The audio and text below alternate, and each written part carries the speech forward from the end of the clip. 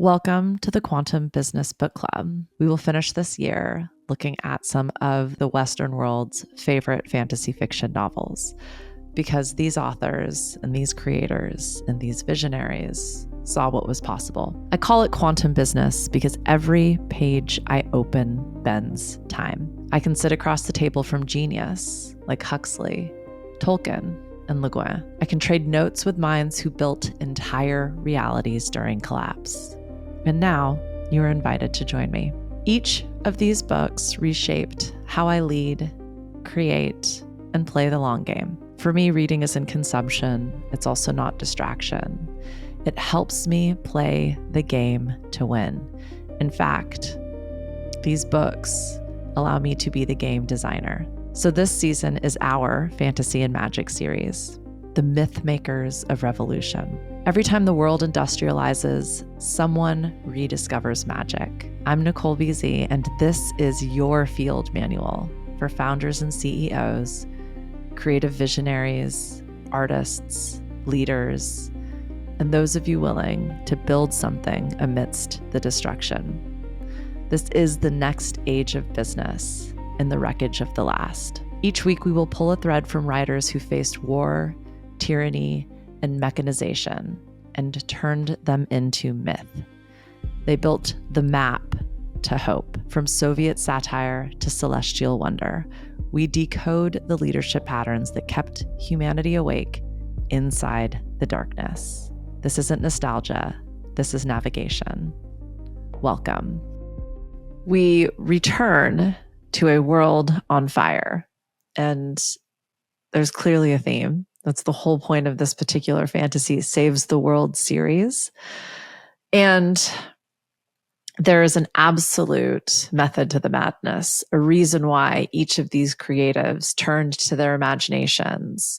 And not just because fantasy saves the world every dang time in these books, but, well, actually, we'll get into that in each one of these episodes, why magic makes the impossible possible.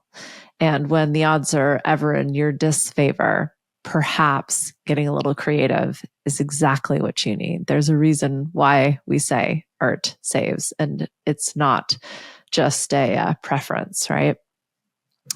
We are joining Antoine de Saint-Exupéry in his world, where factories continue to hum 24/7, a new phenomenon in the post-war recovery. Across the Atlantic, Europe still burns under banners and bombs, but in New York City, an exiled French pilot leans over a desk in a borrowed apartment, drawing a boy with golden hair. Antoine de Saint-Exupéry had seen the world from higher than most, 30,000 feet. This is an interesting purview into the madness. He'd flown reconnaissance missions for France before it fell, tracing the outlines of defeat across his own homeland's skies. When the Vichy regime rose, he refused to serve it. So he fled, first through Portugal, then to the United States, arriving in New York at the end of 1940, exile by circumstance, mission by choice. He came not for safety, but for persuasion. He wanted America to see what he'd seen, a civilization devouring itself in the name of progress. He met publishers, diplomats, journalists, arguing that neutrality was complicity. While he waited, while the factories thundered and the newspapers measured war in tonnage, he wrote. In daylight, he drafted essays for Time and Life, but at night he drew planets, foxes, and a single fragile rose. Those drawings became Le Petit Prince, which we all fondly know as The Little Prince. It was published in 1943 by Reynal and Hitchcock.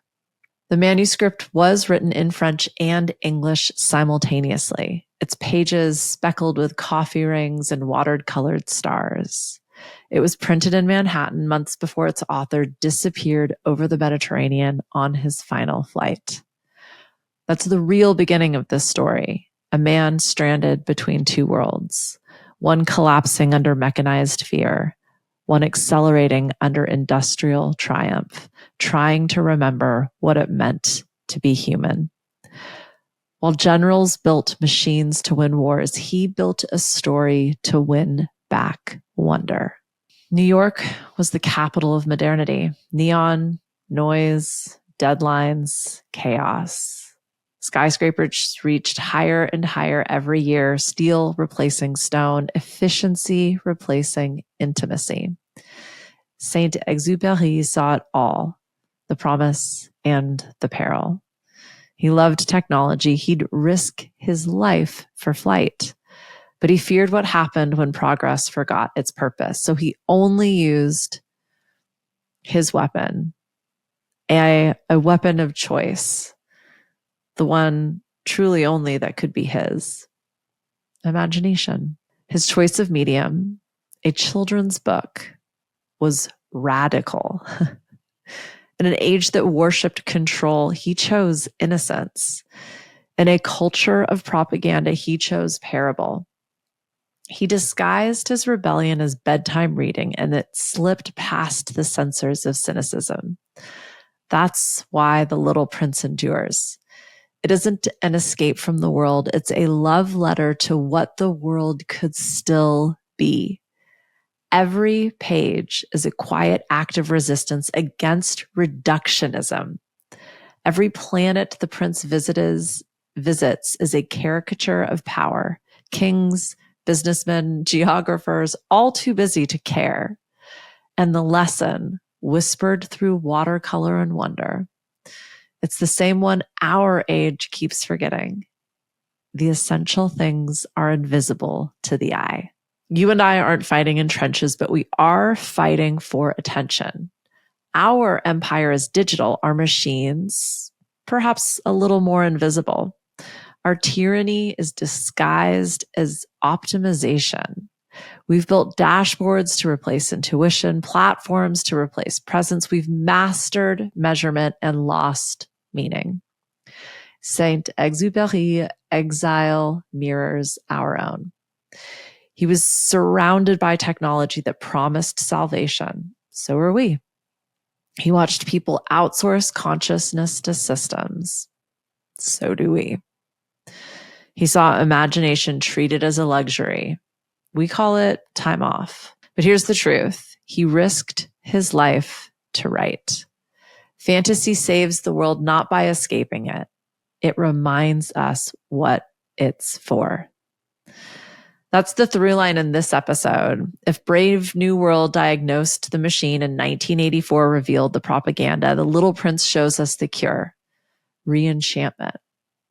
It's about rebuilding leadership, business, and life around these invisible essentials: trust, curiosity, and love. So why should you stay with me over the next hour? I know these have gotten so beefy. This book isn't about childhood. It's remembering. The same forces Saint-Exupéry resisted: dehumanization, distraction, the cult of productivity, they still define our operating system today. And because if you can recover a fraction of his clarity, you will lead differently tomorrow, the next day, and the day after that. So let's talk about how wonder outperforms efficiency in every age of upheaval. How love, translated into attention, becomes the ultimate leadership technology. And how to build organizations and lives, remember businesses, whatever you take seriously, but build what truly matters. Okay, back to our book. Maybe even close your eyes for a moment. Imagine you're in the cockpit of a downed plane. The engine's silent, the desert stretches to the horizon, and then a small voice says, "Please, draw me a sheep." That line, gentle as breath, detonates this whole book, because the sheep isn't livestock. It's imagination. It's the question every innovator, every artist, every leader is secretly asking. Can I still create something alive in a world obsessed with control. On the brink of death and destruction, what can I make that matters? Saint-Exupéry, if they're French, anyone French, that is my best French. So apologies if that is not how you pronounce that accent, but I digress. So can I make what matters even when everything else is being destroyed? And Saint-Exupéry says, oui. Yes, you can. But first, he wants you to understand what we've lost. Each planet the little prince visits reveals a failure of adulthood. The king who commands for the sake of commanding, the businessman who counts stars he'll never see, the geographer who maps everything but experiences nothing. They're not villains, they're us. Our dashboards, our meetings, our constant measuring and metrics. The book asks, when did growing up start to mean growing numb? If 1984 was a warning against fear and Brave New World a warning against comfort, The Little Prince is a rebellion through care. It's an argument that tenderness is intelligence, that play is not the opposite of work, but the source of wisdom, that leadership isn't control, it's curiosity. This is your field manual for reenchantment. And like Saint-Exupéry's own flight paths, this crosses front lines between business and art, logic and love, machine and myth. So by the end of this episode, you'll have a framework for what I am calling the economics of wonder. It's not sentimental, it's strategic. Because when wonder leads, innovation follows. When leaders see with the heart, their teams move with coherence. And when you remember what your business is for, not just what it does, you stop surviving markets and start shaping them. So let's begin. Let's climb into Saint-Exupéry's cockpit, look down at the world we've built and ask, have we mistaken altitude for insight? And what might it mean to lead like the little prince, eyes wide, heart open, building worlds worth living in? So next up, we're going to trace the true landscape behind this failed war, exile, the making of a book that dared to teach humanity how to feel again. Because sometimes to fix the future, you have to start with a children's story, a simple drawing, a sheep. Every age has a machine. In Saint-Exupéry's time, it was literal. Factories, bombers, turbines, this new religion of speed and efficiencies. The world mistook motion for meaning. He watched men build perfect engines and forget why they were flying. The 20th century promised utopia through production. If you could quantify it, you could control it. Governments managed bodies, corporations managed hours. The miracle of aviation, the freedom of the sky became just another instrument of war. And somewhere in that noise, the human heart began to sound inefficient. That's the machine, not metal, but mentality. The belief that what can't be measured doesn't matter. It hums in boardrooms and inboxes, and it probably reverberates in your own mind.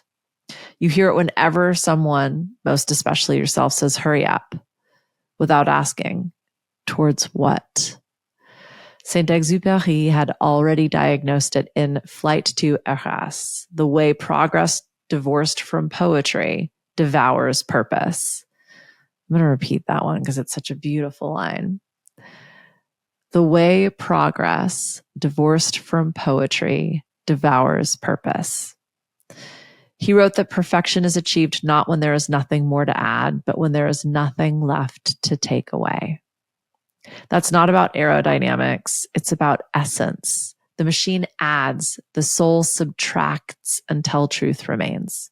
So Saint-Exupéry built a counter machine out of metaphor. Each planet in The Little Prince exposes one gear of the system that trapped his century and now ours. The king, authority for its own sake. The businessman, accumulation without appreciation. The geographer, information without experience. These archetypes of mechanized consciousness: command, count, categorize. Do they sound familiar? The king lives alone on a tiny world, issuing orders no one can disobey because there's no one there. He insists on obedience even when he commands the sun to set. It's bureaucracy in crown form. Modern leaders, this illusion of control as purpose. Our version is leaders who mistake management for mastery, who perform control to feel safe. The machine loves kings. They keep the levers polished. The businessman sits at his desk counting stars he claims to own. He doesn't look at them. He inventories them. Every algorithm that turns awe into data is doing the same thing. His descendants, our leaders, they run on dashboards, not dreams. The machine measures what glitters and forgets why it shines. Then we have the geographer. He maps everything, but has never left his chair. He knows facts, not places. He documents reality without relationship. In our time, that's infinite scrolling. Information as stimulation. Information as simulation. The machine mistakes knowledge for wisdom. Saint-Exupéry saw that these characters weren't evil. They were exhausted. They traded intimacy for efficiency and ended up lonely on their own planets. That's what the machine does. It isolates. It tells you you're productive while quietly disconnecting you from everything alive. But what's interesting, the paradox here is Saint-Exupéry loved machines. He adored his aircraft the way artists love brushes, but he refused to worship them. He believed technology was sacred only when it served wonder. Flying for him wasn't escape, it was communion. He once wrote, "In the desert, I discovered that love is not pleasure, but consent." Consent to what? To interdependence, to being small beneath the stars. That humility is the antidote to the machine. Let's translate this into your world. We build systems, companies, communities, products. We need process. We need speed. But if you don't stop to ask, what is this for? You end up like the king, giving orders to an empty room. The modern machine isn't coal and steel, it's code and scale. Its creed is efficiency. Its God is growth. Its sacrament is data. And its hidden cost is coherence. You feel it when your day fills with tasks that move numbers but not meaning. When your calendar hums but your conscience goes quiet. When you've optimized every metric except joy. That's why The Little Prince still matters. It reteaches the art of useless beauty. It insists that seeing with the heart is not sentiment. It's systems thinking from the soul outward. Because when you design from love, you design for longevity.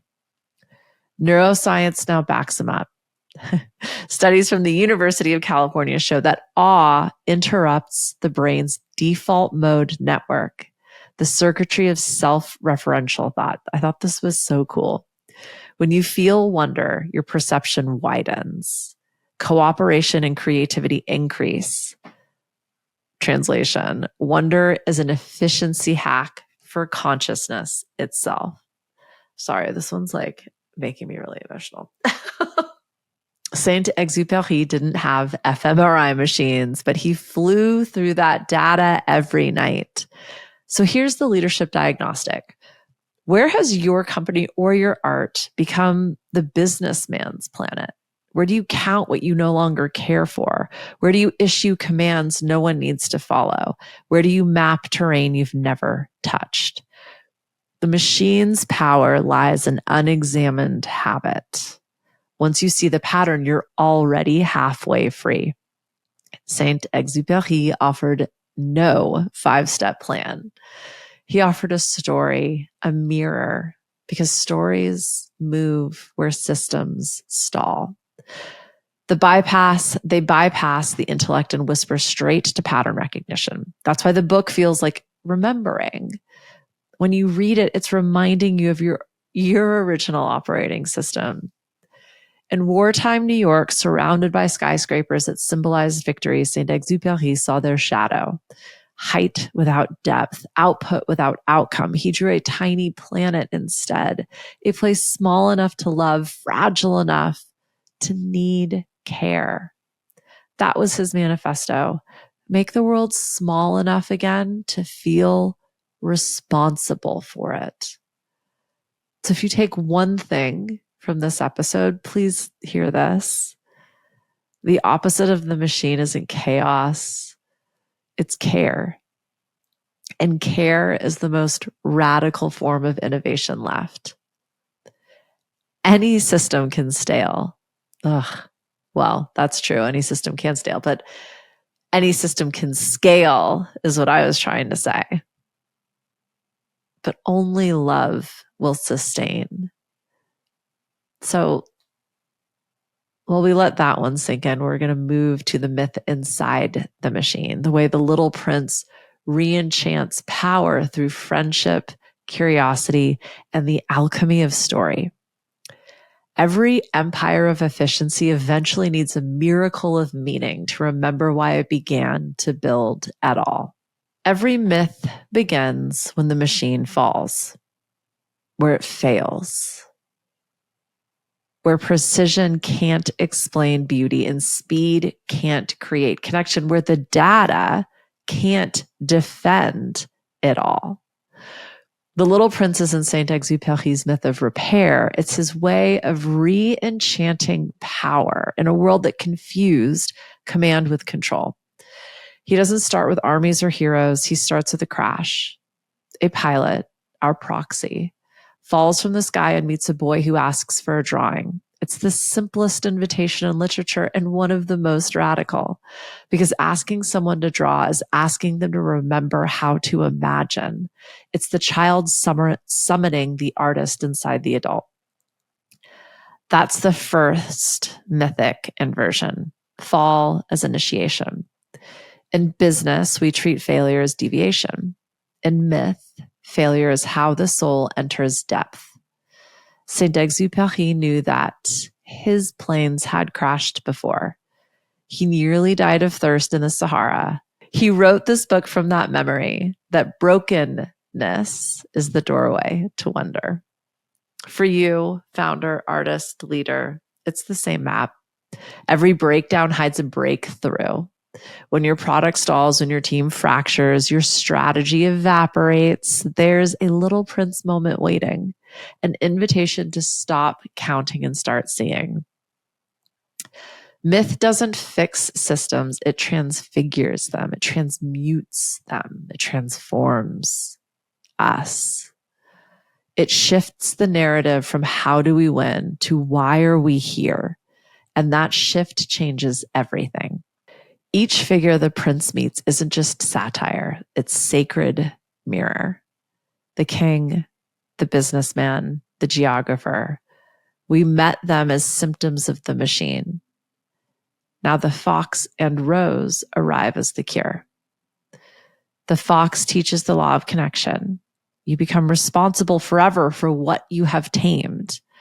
In a world of automation, that sentence is revolutionary. To tame is to attend, to make sacred through attention. Saint-Exupéry's fox is every mentor, manager, and maker who realizes that love is not resource consumption, but relationship cultivation. To lead someone or something requires intimacy, not ownership. Leadership research now echoes this ancient truth.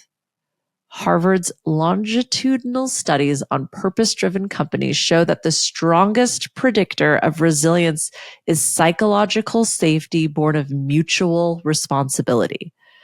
That's Fox's logic. Responsibility generates trust, trust generates speeds sustains creativity. Trust, speed, creativity. And then the rose. She's tender, vain, demanding. I may have resonated very heavily with the rose, even as a kid when I first read this.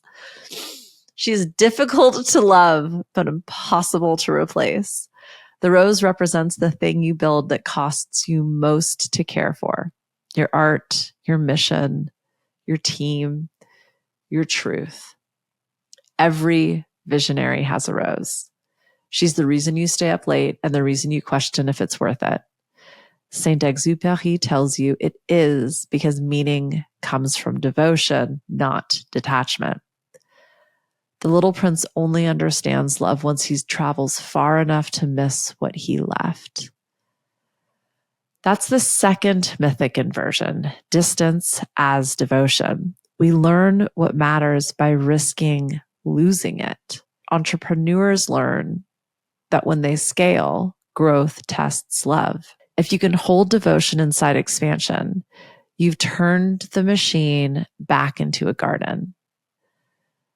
The fox and the rose form the axis of the book, Relationship is Technology. Where the machine seeks efficiency through extraction, the myth seeks coherence through connection. This is the book's quiet revolution. It redefines intelligence not as calculation, but as compassion. Saint-Exupéry calls it seeing with the heart. He means integrating perception and presence, intuition as disciplined empathy. God, I love that. Modern neuroscience calls this integrative awareness. Studies from the Max Planck Institute show that compassion increases perceptual acuity. People literally notice more when they care more. Care sharpens cognition. The machine says the opposite, that emotion clouds judgment, but the myth proves that emotion is pattern recognition evolved to include others. So how does this translate to us? Because you're not living in wartime France. You're building in a global war. You're creating in a time where attention costs more than anything. The battlefield is bandwidth. The weapon is a story. And the antidote is wonder. Saint-Exupéry uses myth the way founders use prototypes to test human truth. He builds a model universe, populates it with archetypes, and then asks what kind of world survives when only imagination remains. It's both experiment and prayer. His conclusion, it's not power, it's not scale, it's relationship. That's why his story survives totalitarian regimes, corporate rebans, even AI summaries. His story encodes the operating system of sanity. To love something enough to stay curious about it forever. This is where your leadership becomes mythic, not because you quote parables in board meetings, but because you design culture. Saint-Exupéry designed his cosmos, small enough to care, infinite enough to inspire. He understood what systems theorist Donella Meadows later quantified. Small, self-organizing systems outperform large, imposed ones because feedback is faster and meaning is local. Saint-Exupéry wrote that in watercolor, not equations. Every founder who builds a fellowship instead of an empire is reenacting this myth. Every artist who refuses algorithmic validation to follow their voice is reenacting this myth. Every team that replaces rules with rituals is reenacting this myth. They're all building worlds where hearts, not hierarchies, govern coherence. Myth's genius is its portability. Saint-Exupéry didn't leave you a doctrine, he left you a compass. It points not north, but inward, towards attention as art. He knew you can't legislate meaning. You can only live it until others remember how. So that's our work now, to live in such a way that the next generation believes humanity is possible. If Brave New World gave us the anatomy of control and 1984 showed us the pathology of fear, The Little Prince gives us the physiology of care. It's how to keep the human organism alive under mechanical pressure. It's not sentimental, it's survival. So next time you're tempted to mechanize your magic, pause. Remember the fox's lesson. What makes something valuable is the time you give it. Time is love measured in minutes. Attention is currency backed by care. If you want to lead with power that scales and still heals, design your work like a garden, not a factory. Guard your roses, tame your foxes, and draw your sheep. Next, let's talk about the science in this story, how the disciplines of psychology, behavioral economics, and leadership research validate what Saint-Exupéry intuited from the stars. His fable wasn't fantasy, it was foresight. And 80 years later, data defends this poetry. This is the part that people skip when they treat The Little Prince like a sweet little story. This book isn't about childhood. It's a coded manual for how to lead a soul through a mechanized world. So Brave New World gave us the psychology of sedation, 1984, the psychology of fear. The Little Prince is going to give us the psychology of presence. I believe it teaches us 4 invisible architectures that shape every founder, every artist, every leader who will actually survive this century and create the humanity for the next. Number 1, attention is love. You can measure a person by what they notice. That's the core of Saint-Exupéry's operating system.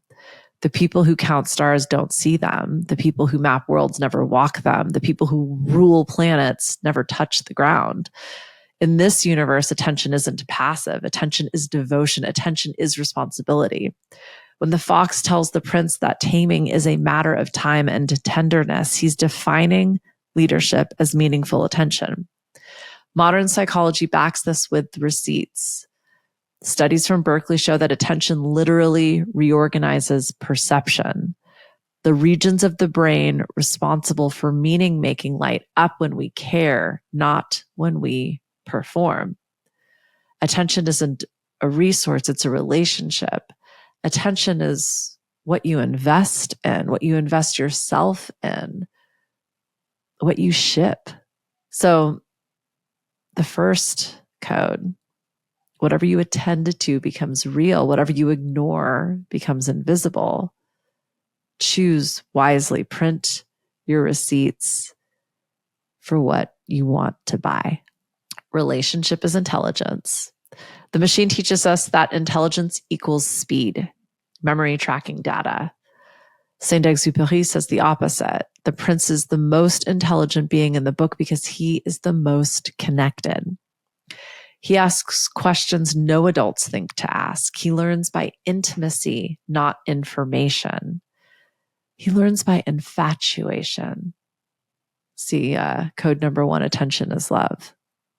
The fox teaches him that bond is cognition. Meaning is discovered through attachment. This is wild if you think about it, because it means that your ability to love directly shapes your ability to see.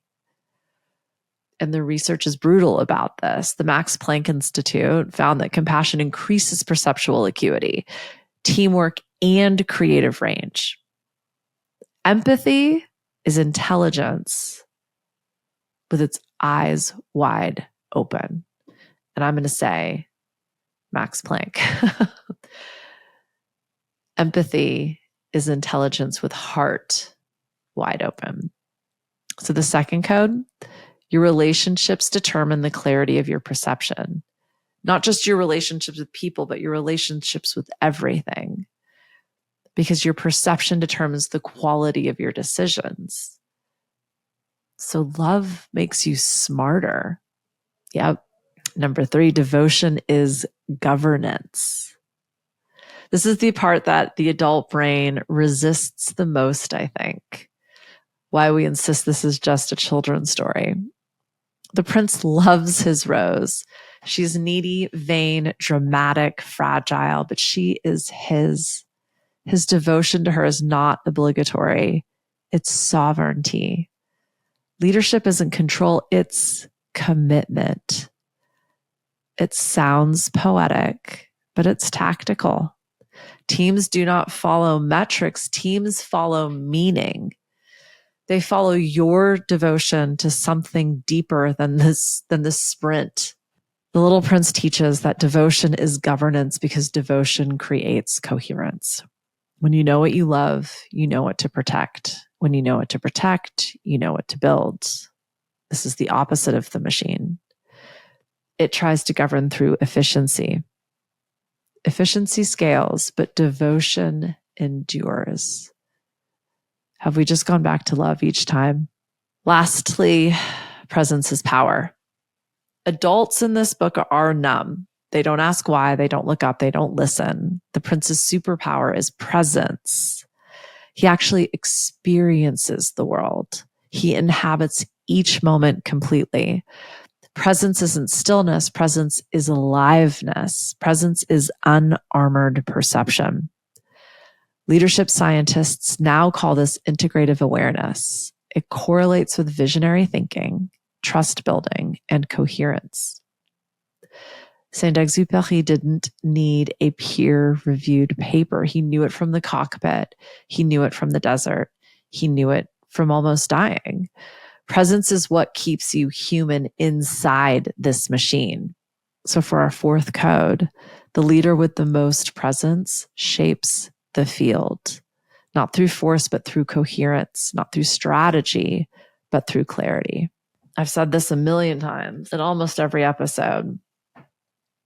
Attention creates reality.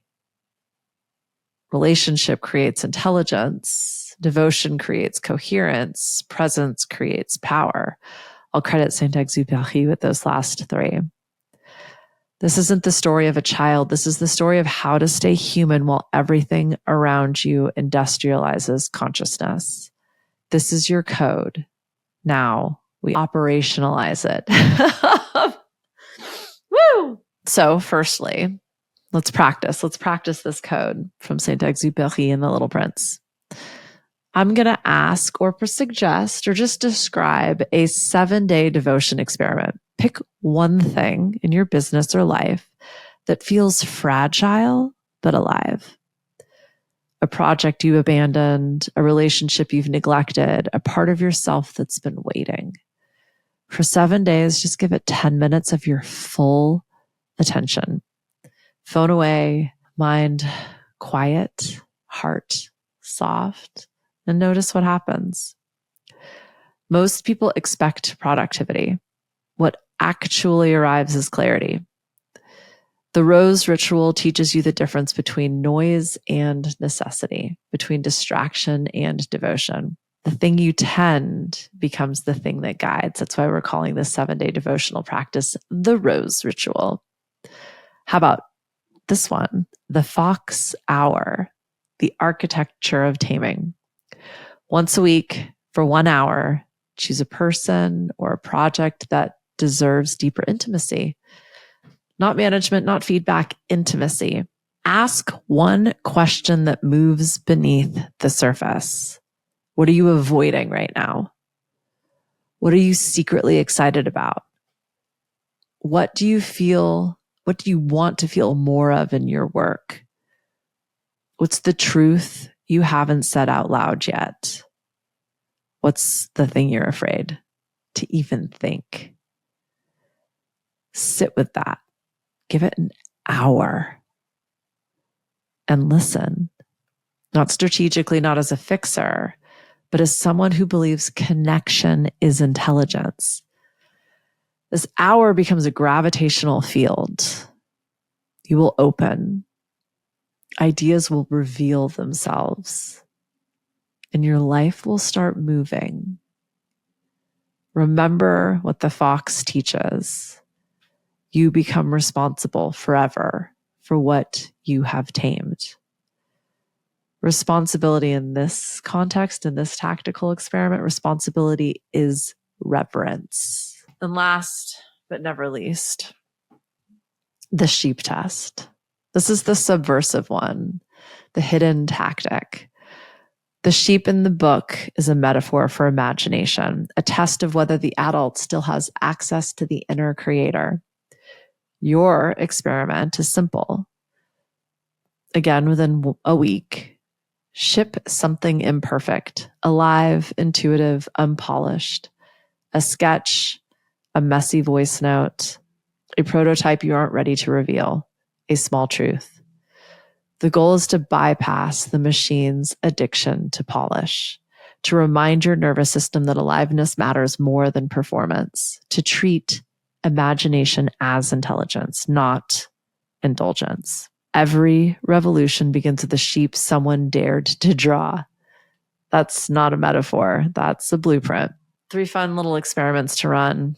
The devotional experiment, the fox hour, the intentional hour of attention, and send it sloppy, the sheep test. So a few things came through as I reread this delightful book from this lens, looking at it through this lens, which was definitely the first time I had done that.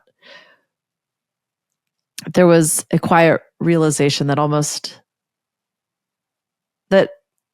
stung. I've been underestimating the cost of numbing.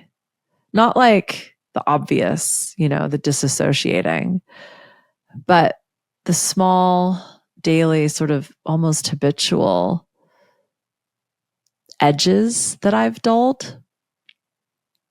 Every time you soften a truth to stay productive, you lose something. Every time you push yourself or you hurry, you prioritize efficiency over intimacy, and something dims. You cannot build something alive while anesthetizing yourself. It's hard to be open. It's hard to stay awake and to see what is occurring, to feel what is happening, to use that empathy that Saint-Exupéry believes is what connects us to what is most important. And you can do it. I can do it.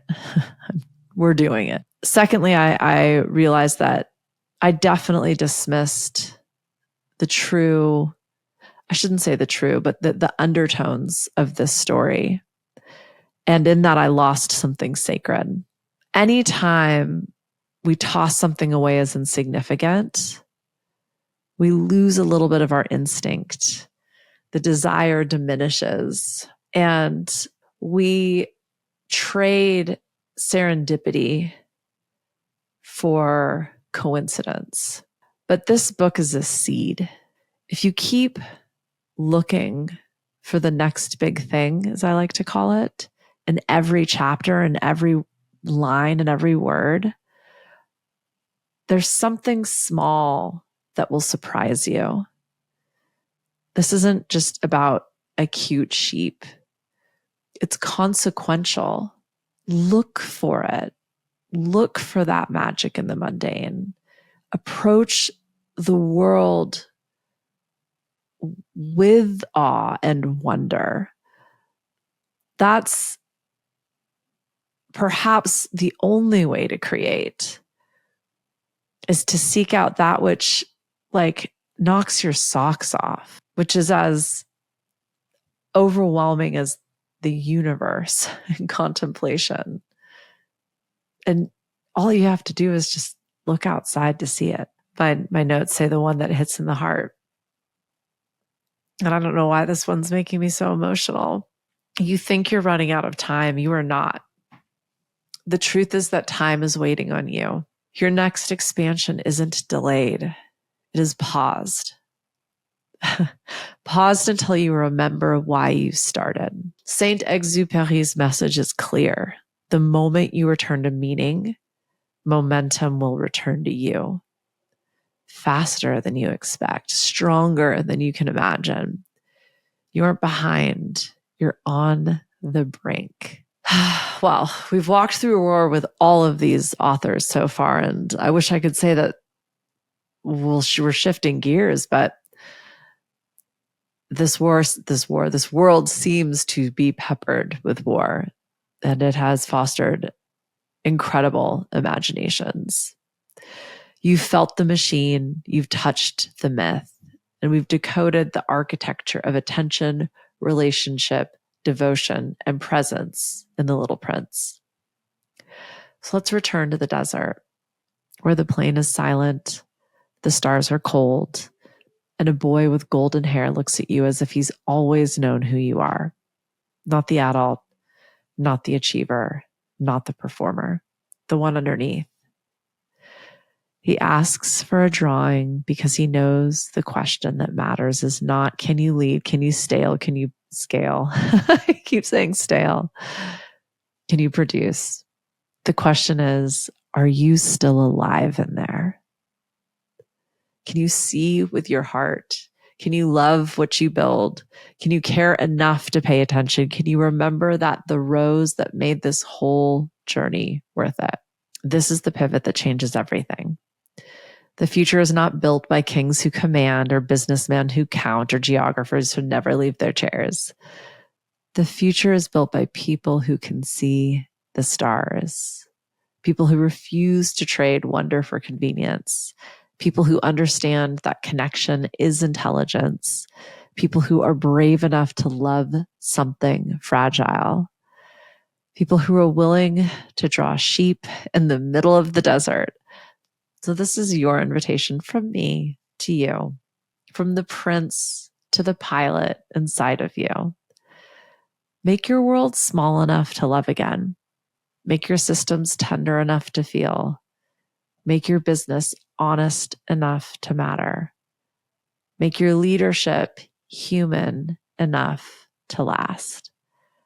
You're not here to survive the machine. You are here to rewrite it. You are here to build the world worth living in. That's it. That one got me. I'll see you in the next one. Thank you for being here.